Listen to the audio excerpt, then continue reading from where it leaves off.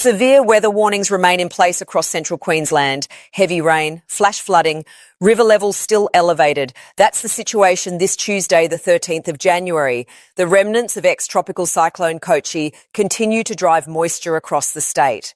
And while conditions are improving, there is still a fair bit more weather to come over the next week.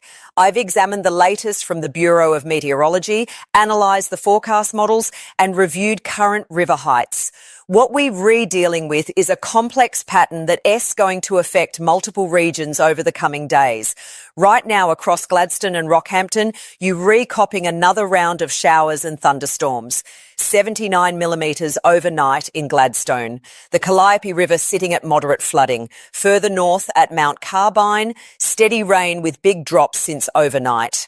27 degrees at 9:30 this morning with 95% humidity. Compare that to Karkua in New South Wales. Top of 28 degrees, currently 25 and humid with good cloud cover developing, 18-degree minimum. Brisbane, SE, different story. Cloud cover but no rain yet. Just clouds to the left, clouds to the right and nothing falling from them.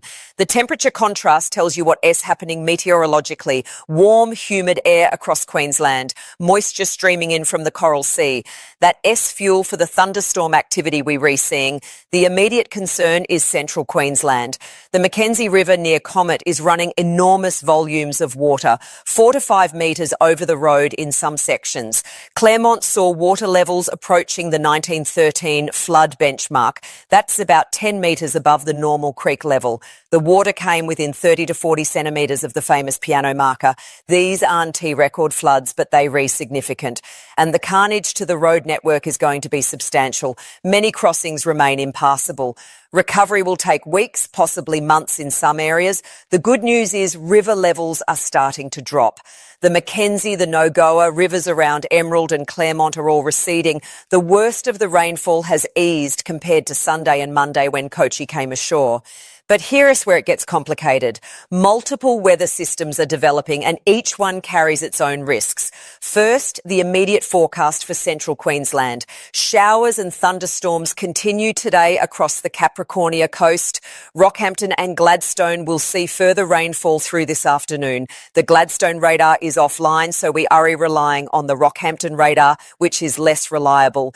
Satellite imagery shows intense convection moving onshore this morning. That means heavy falls are possible. The pattern for the next few days settles into a rhythm. Drier mornings, then afternoon and evening thunderstorms. Some spots will cop isolated heavy rain, particularly close to the coast today and tomorrow. Further inland around Longreach, Richmond, McKinley and Cloncurry may see heavier falls as moisture continues streaming in from the Coral Sea. The rainfall is reducing overall. That's important, but it's not finished yet. Now here's the concern for northwestern Queensland. The remnants of Kochi are tracking northwest toward the Gulf of Carpentaria. By the weekend, this system is expected to be sitting over the far northwestern corner of Queensland. As it moves through, it is going to generate significant rainfall. If you are in the Normanton area, you've already seen what this system can do. Roads are trashed. Water levels at Jenny Line Creek are the highest I've seen at that location. The water is still slowly rising in some spots. For those of you with livestock in northwestern Queensland, this is critical. The forecast is aggressive, but it's worth taking seriously. Thursday is when shower and thunderstorm activity really builds. Friday through Sunday could bring isolated heavy falls, particularly in the far northwest. If the remnant low pressure system connects with moisture from the Gulf of Carpentaria, we could see significant accumulations in the upstream areas of the Flinders River and Norman River catchments. It wouldn't take much to reignite flooding. 100 millimetres upstream would be enough to cause problems again. If you can safely do so, get stock onto higher ground now. Don't wait until water is rising. This is long-range tropical forecasting, so the rainfall will be unpredictable. But being prepared beats getting caught on the back foot. Southeast Queensland, you've been wondering when rain will arrive. The answer is this weekend, but it is tied to severe thunderstorm potential rather than widespread falls. Saturday and Sunday bring increased risk of severe storms across the southeast. The setup involves a surface trough, moisture from the north, and heating during the day. Isolated supercells are possible. That means large hail, damaging winds, and heavy rainfall in localised areas. This one to be widespread rain. It'll be hit and miss. Some suburbs might cop 50 millimetres in half an hour. Others will stay completely dry. That's the nature of severe thunderstorm events. If you're replanning outdoor activities this weekend, keep an eye on the latest warnings. Conditions can deteriorate quickly once storms fire up. Now, shifting focus to New South Wales. There's a developing situation here that warrants attention over the next week. A low pressure system is forecast to develop off the coast and track northward along the New South Wales coastline from Thursday through the weekend. This isn't being called an East Coast low at this stage, but it could deliver decent rainfall accumulations to coastal areas. The forecast models are inconsistent on exactly where the heaviest rain will fall. The GFS model favours the northeast of New South Wales. The European model suggests the Central Coast. The Access model is somewhere in between. What we do know is this: the East Australian current is running warm right now. When a low pressure system rides up that current, it can tap into significant moisture. 200 to 300 millimetres is not out of the question for one or two locations. The uncertainty is where. For the northeast of New South Wales, this could exacerbate flooding concerns. While the ground isn't saturated and can absorb rainfall, the warm ocean temperatures will drive heavy precipitation if the system sets up correctly. Sydney may see showers Thursday and Friday as the low develops, but the bulk of the rain looks like staying north of the Sydney Basin based on current modelling. This forecast will firm up over the next few days.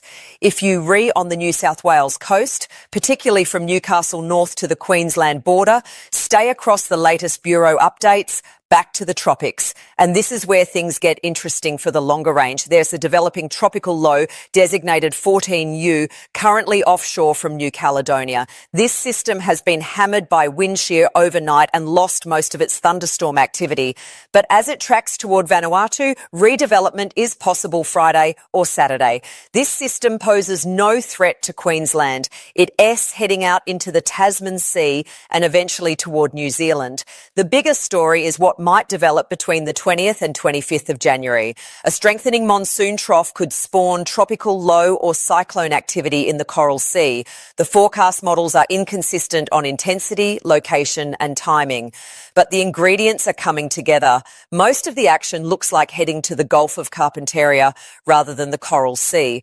That translates to rainfall across northeastern Queensland and the Northern Territory, but not the significant coastal impacts we sometimes see with Coral Sea systems. Still, this is an area to monitor. If development occurs closer to the Queensland coast, we could be looking at another tropical cyclone affecting Queensland by late January or early February. For now, there's nothing imminent, but tropical season is well underway and the pattern supports ongoing activity. Western Australia briefly. A weak tropical low may develop offshore in the next 24 hours. No threat to the coast. It'll track southwest and dissipate. More interesting is the potential around the 20th of January. The remnants of Kochi may swing through the Joseph Bonaparte Gulf and briefly move offshore near the Kimberley coast. There's a window for tropical low development in the Timor Sea, northeast of the Kimberley. Land interaction will likely prevent significant strengthening. Broome, Port Hedland, Karratha impacts are very unlikely, but it's worth watching if you in the Kimberley region. The pattern we're seeing is classic wet season behaviour.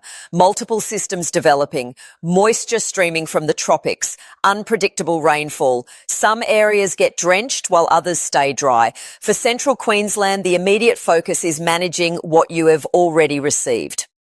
Roads remain impassable in many areas. River levels are dropping but still elevated.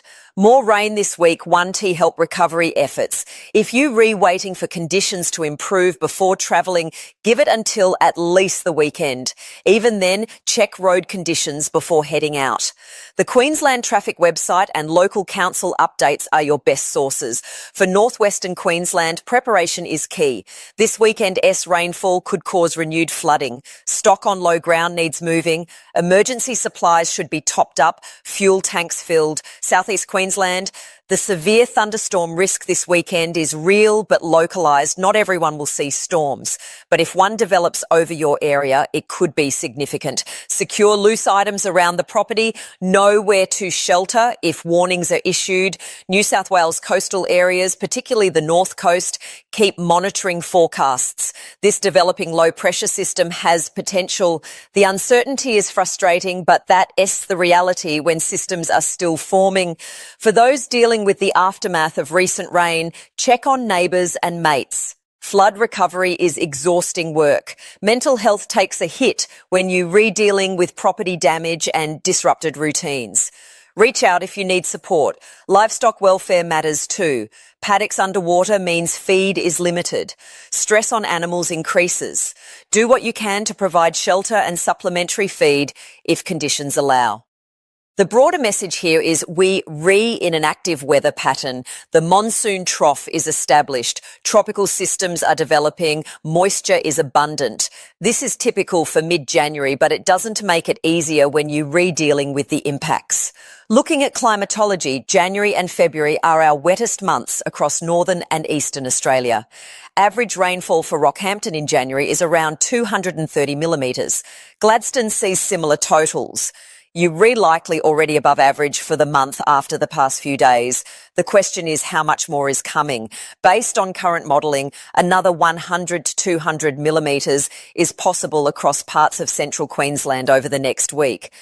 Northwestern Queensland could see similar totals if the remnant low develops as forecast. Those are significant accumulations, but they were spread over multiple days. It's not the concentrated deluge we saw over the weekend. That makes a difference for flood response. Compare this to historical events. The 2011 Queensland floods were driven by weeks of above average rainfall that saturated catchments before the main event. We're not in that situation yet. The ground has absorbed enormous amounts of water, but we are not seeing the widespread catchment saturation that preceded 2011. That doesn't mean complacency. It means understanding the difference between significant rainfall and catastrophic flooding. What we're experiencing is significant. It's causing real problems, but it's not at the scale of our worst floods on record. For the New South Wales system, if it does deliver 200 to 300 millimetres to the north coast, that would be noteworthy but not unprecedented for this time of year. The August 2020 East Coast low delivered similar totals. February 2022 saw even higher accumulations. The key difference is forecast uncertainty. We don't know yet if this system will reach its potential or fizzle out. That's frustrating when you're retrying to plan, but it's honest. What can you do right now? Stay informed. The Bureau of Meteorology website and app provide the most reliable forecasts. Severe weather warnings are issued when conditions warrant. Local emergency services use social media to share real-time updates. Don T relies solely on social media for weather information. There is too much speculation and exaggeration. Go to official sources. Make decisions based on data, not drama. For those asking whether to cancel weekend plans in southeast Queensland, severe thunderstorms are hit and miss. You might have perfect weather. You might cop a drenching. Have a backup plan. Monitor warnings on the day. Be flexible. New South Wales North Coast residents, if you are planning travel next week, keep checking forecasts. If the low pressure system develops as forecast, coastal roads could be affected. Flooding is possible in low-lying areas. The tropics are going to keep us busy over the coming weeks. Only mid-January. The season typically peaks in February and March. More systems will develop. Some will affect Australia. Others will track away. It's worth remembering that not every tropical low becomes a cyclone. Not every cyclone makes landfall. And even systems that do affect us vary enormously in impact. Cyclone Tracy destroyed Darwin in 1974. Other cyclones have crossed the coast with minimal damage. The unpredictability is part of living in tropical and subtropical Australia. You prepare for the worst. You hope for the best. You stay informed and make sensible decisions. For those in drought-affected areas hoping for rain, this pattern might finally deliver. Parts of inland Queensland have been doing it tough. If moisture pushes further west, it could provide relief, but that's speculative at this stage. The bottom line. Central Queensland, URE through the worst, but not finished.